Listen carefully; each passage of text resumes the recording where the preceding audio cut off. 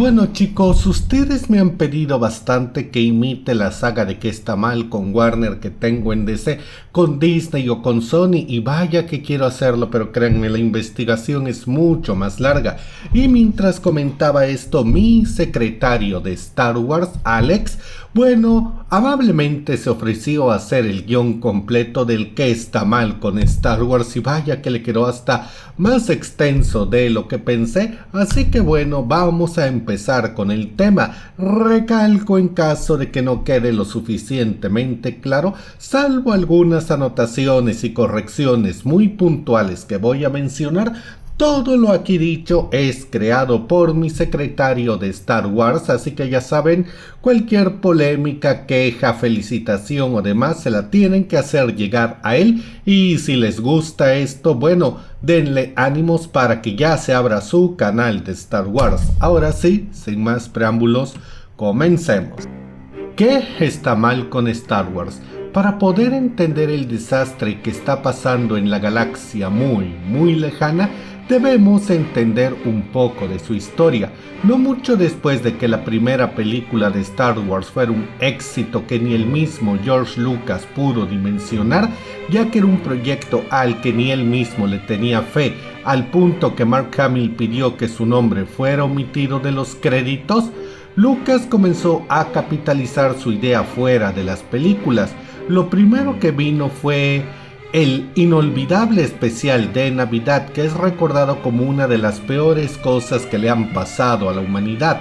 También hubo una serie de cómics que adaptaban las películas y unas muy desabridas historias que venían en el medio, todo publicado por Marvel Comics. Sobra decir que estos primeros intentos de expandir el mundo de Star Wars eran peores que la economía actual de Argentina, y nos dieron cosas como Don Juan Kenobi o los cómics de los Ewoks. Sin más comentarios. Lucas no tardó en darse cuenta de que debía hacer algo más, así que para expandir su mundo, Lucas en los años 80 y a principios de los 90 le dio el permiso a ciertos escritores de trabajar con su obra y publicar historias con sus personajes. Idea interesante y bastante obvia, ya que George Lucas no tenía que hacer nada y seguía recibiendo dinero. Así es como nació el conocido universo expandido de Star Wars, contando historias de los sucesos después del episodio 6. El nuevo lore de la saga comenzó a florecer con historias como Imperio Oscuro, Heredero del Imperio, etc. Aquí un comentario mío de Charlie es que fueron de los cómics que leí de Star Wars, y a pesar de que no me gusta la franquicia, esos eran muy buenos. Pero bueno, regresemos con la trama del secretario. Muchas de estas historias eran considerablemente buenas para su momento. Entre novelas, cómics y uno que otro videojuego, la saga fue creciendo más y más. Teníamos historias de Luke formando su academia de Jedi y casándose con el personaje que tiene la mejor trama de todo Star Wars, Mara Jade. También vimos a los hijos de Han y Leia, que aquí eran más explorados, un general Traun que hizo que todos se murieran del miedo, incluso cierres y muertes dignas para nuestros personajes como Chewbacca, y no se limitaron a eso. Hubo historias de cientos de años en el futuro con el nieto de Luke, planteando al final cosas como el dios de Star Wars y un largo etcétera. Sin duda fue una época llena de muchas historias memorables y bueno, otras no tanto. Pero todo esto distaba de ser perfecto. El problema de tener a muchas personas escribiendo muchas historias de un mismo mundo es que siempre va a haber contradicciones. Cosas que con un escritor habían pasado pero con otros no. Aquí otra vez un comentario mío, eso es muy común en los cómics, los fans de DC y Marvel lo vivimos del diario. Pero bueno, regresando con Alex, a pesar de estas incongruencias, todo podía encajar de manera relativamente bien. El canon no era perfecto, pero al menos los fans lo identificaban y en cierta parte se sentían involucrados con él. Pero llegó el ya algo lejano año 1997 y los rumores se confirmaron. Lucas estaba preparando una nueva trilogía de la saga. pero a diferencia de lo que muchos pensaban, esto iba a contar una historia diferente a lo que habían visto. Sería una precuela lo que iban a ver en mayo de 1999. Esto era un movimiento arriesgado para ese entonces, ya que la historia antes del Imperio no había sido muy abordada y prácticamente no se mencionaba. Esta sería la trilogía que llevaría a este universo a una nueva generación. Lucas publicó un par de cómics precuelas antes del lanzamiento de La Amenaza Fantasma, estos a cargo de Dark Horse Comics. Sin lugar a dudas, la nueva película dividió a los fans. A muchos no les gustó que fuera una clase de política espacial y el concepto de los mini-clorianos que, fue totalmente rechazado, al punto que no se volvió a usar en muchos años.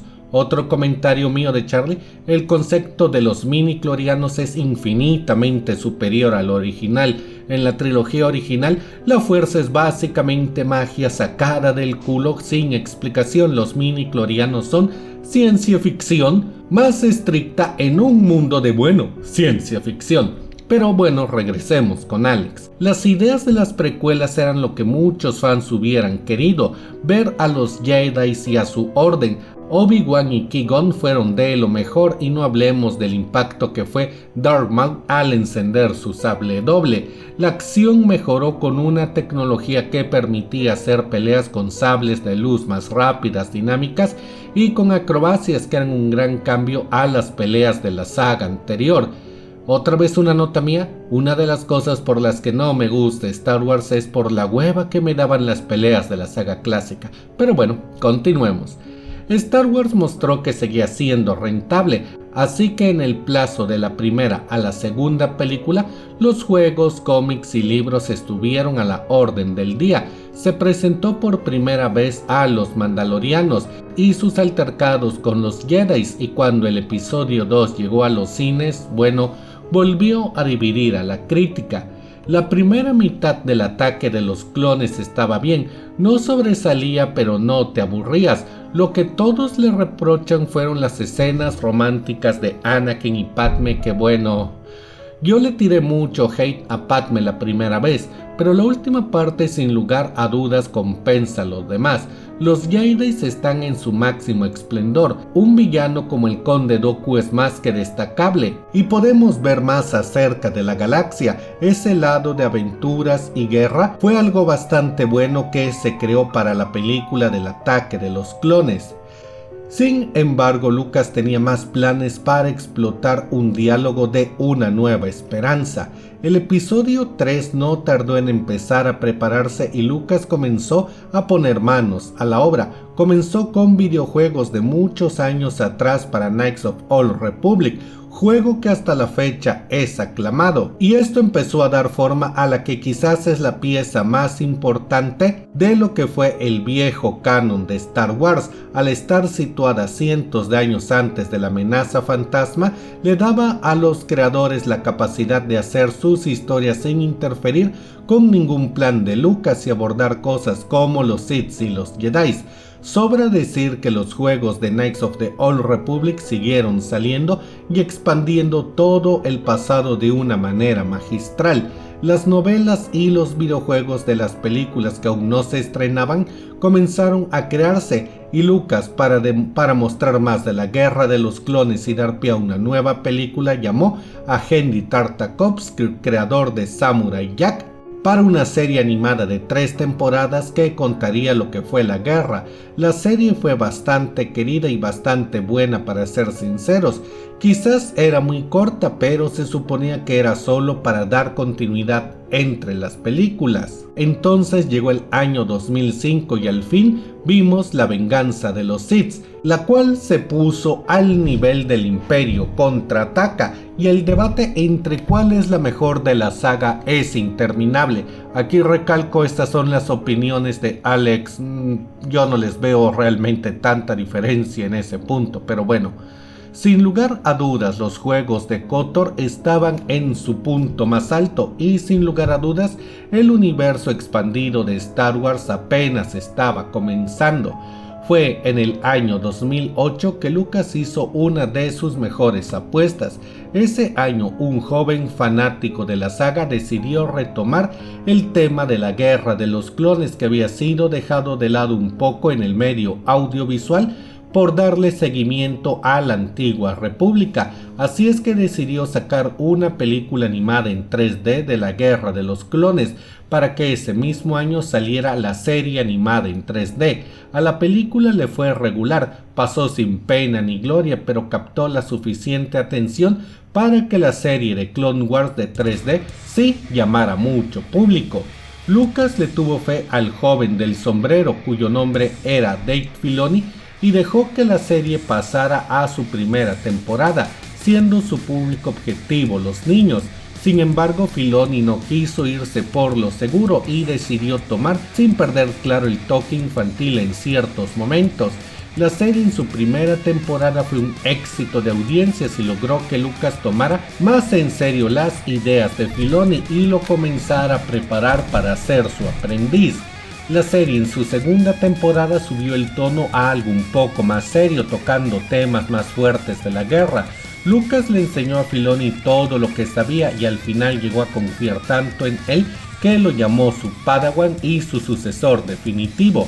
La serie logró algo difícil, hizo que la generación que vio la trilogía original y la nueva generación que estaba creciendo con las precuelas pudieran tener un producto que disfrutaran mutuamente, una serie para niños que no trataba a nadie como estúpido.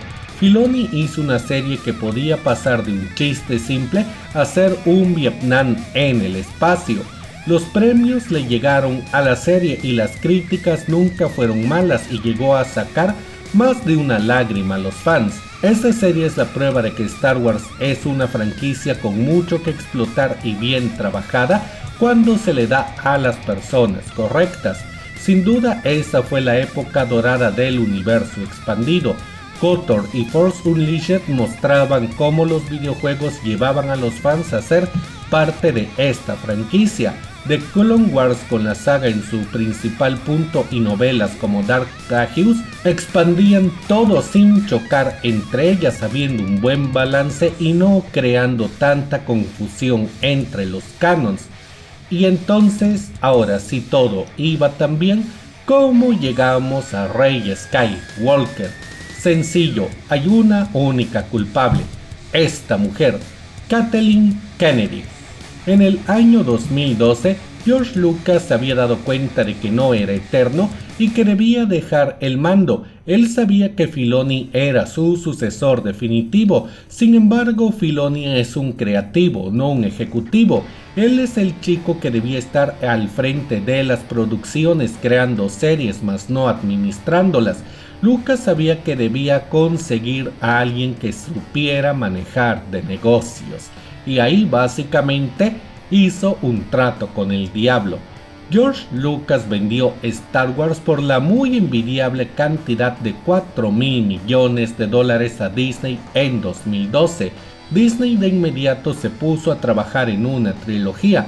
Lucas dejó al mando de todo lo administrativo a la señora Kennedy, con la condición de que se le consultara toda decisión importante. En un inicio, Disney y Kennedy accedieron y Lucas hizo sus primeros guiones para el episodio 7. Sí, bien, la idea de Lucas no era muy original o la mejor, tenía su encanto y viendo lo que pasó, bueno, la verdad es que las ideas de Lucas para el episodio 7 eran prácticamente El Padrino comparado con lo que nos dieron en Disney. Lo que pasó es obvio, Disney no quiso usar las ideas de Lucas y entraron en conflicto. La discusión se acaloró tanto que los planes del episodio 7 se quedaron en el aire por un año. Pero bueno, Lucas no podía quejarse, ya se estaba gastando el dinero en juegos de azar y mujerzuelas. Y es aquí que entra el Walter Amada de Star Wars. Aclaro, esa frase no la puse yo, también es de Alex. Y es que sin que Lucas lo aprobara, Kathleen Kennedy dio la orden de trabajar en la nueva trilogía por órdenes del ratón Miguelito, dejando a cargo a JJ Abrams, quien venía de hacer el glamuroso intento proyecto de remake de Star Wars que fracasó en taquilla y con los fans. Creo que Disney no sabía quién estaba contratando realmente. Así, al igual que Bruto y Casio traicionaron a César, Kennedy y Disney traicionaron a Lucas y fue cuando todo empezó a irse al diablo. Y bueno chicos, eso es todo por ahora. Esta es la primera parte de cómo se arruinó Star Wars y el inicio de la saga de qué está mal con Disney. Y bueno, díganme qué les pareció el video y recuerden las felicitaciones, quejas y demás polémicas. Déjenselas a Alex en los comentarios, créanme, estoy seguro de que va a leer todo esto. Mientras tanto, si este video les gustó, den like y compartan. Yo soy Charlie Mustaine, nos vemos en la próxima.